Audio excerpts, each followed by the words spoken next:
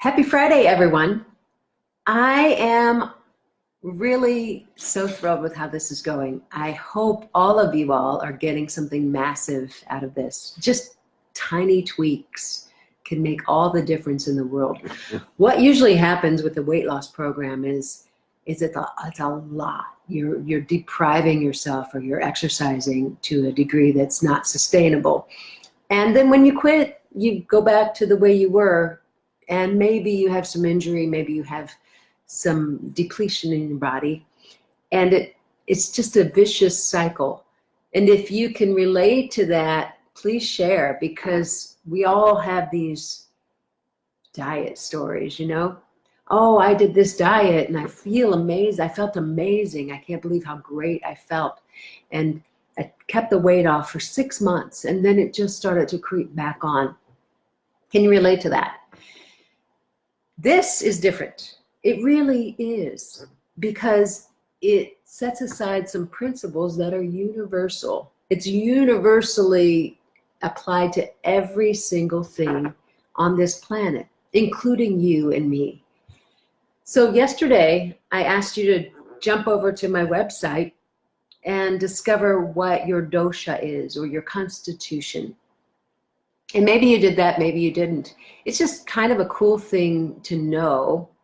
And once you know it, it gives you an opportunity to dig deeper into what that entails, what it means, how you can balance yourself. It also helps you to understand when you're out of balance. And this is a path of balance. This is a path of root cause. So we're going to add on to that mix. I've got my notes here. So if you were a Vata dosha, if you can identify with being Vata, the qualities of Vata are primarily dry, cold, light, mobile, and rough. And if you know a Vata person, a strong Vata person, we have a blend, and some of us aren't extremely Vata, but they've got bony elbows and crooked teeth, and they're skinny, and they can be thrown off by weather change or emotionally. They're light and they're mobile, and so during windy season they become disoriented. I think most of us can identify with at least one person like that. If you're Pitta, the qualities are oily, hot, sharp, light, and liquid, and that can be applied to every aspect: your mental, emotional state, your physical state, your tendency to be intellectual. But when it gets out of balance, a Pitta is going to be fiery, and they're going to have a sharp tongue. They're going to be impatient. They're medium built. They have a strong focus. They can be super intense.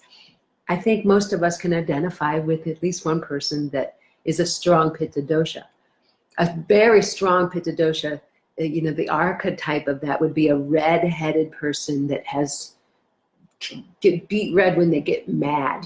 That's an out of balance, very strong Pitta dosha. I'm primarily Pitta, and I can identify with my tendency to be short-fused. I've done a lot of work, so that's not an issue as much anymore. A Kapha person is more oily and cool, heavy, more static, gross and smooth. So if you identify with that, your tendency is to be more sedentary. Your body type, you have a tendency to be a little heavier. You have thicker hair, your eyes are beautiful, you've got full lips. But it's hard to get you motivated. You're really kind of established and stuck in your ways. And all of us can identify with somebody like that.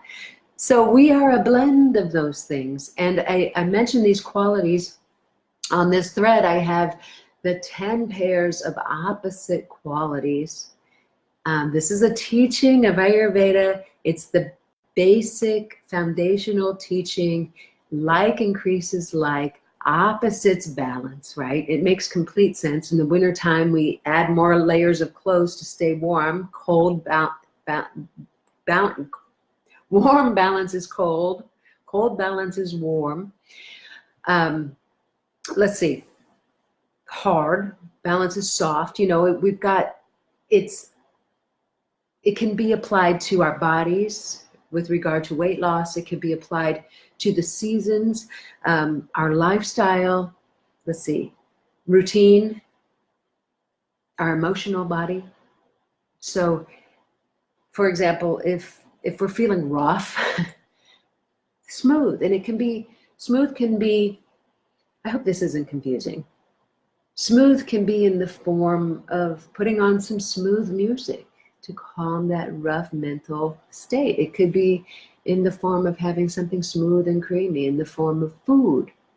It could be in the form of going out on a smooth lake. And it starts to balance out that mental state. Everything causes change, and we're looking to navigate this balance. And there's no moment in time when things aren't changing. Our hydration level changes all the time. We lose hydration through perspiration, through urination. And so we have to continuously balance that. We have to balance our mental state. Sometimes we can get sluggish and we need to bring some sharpness into the picture. But like increases like. For the purposes of weight loss, heavy, we want to add more light. But we have to watch that. For example, if you're menopausal like me, I have to watch and not do too much light because I want to maintain muscle mass and bone mass. So it's walking that fine line and creating balance. I don't know if this is making sense. If it's not, ask. It's fascinating study, and the more you can begin to look at it and go, oh wow, you know, I have a tendency to eat popcorn every single night. That's something I slide into. I love popcorn, but it's light. It's made out of air, essentially. And so that can throw off a pitta dosha. It can create more instability. And so if you're feeling too mobile or rough, popcorn probably isn't your fan. And I've got to learn to turn off my ringer on my phone. But if you are looking to lighten your body, which I'm assuming that you are, we need to take a look at our food, our lifestyle, our mind. Are we too heavy? Like, do we think of things that are just heavy all the time? Lighten up. I mean, it all impacts everything else. Boy, I could go on about this, but I don't want to overwhelm. So today, what I'd like for you to do is just take a look at some of the things that you do on a regular basis and apply one of these qualities to it, or more than one of these qualities. If you always have steak and potatoes smothered in butter, for example, what qualities can you assign to those foods? And what would be a better choice given that you're looking to lighten up? We still haven't gotten into specific foods. Let me give you one. When we're trying to lighten up, we're also looking for nutritional density. So I'm putting my Western medicine hat on right now, my dietetics hat. And the best food for nutritional density, and nutritional density is high nutrition, low calorie, right?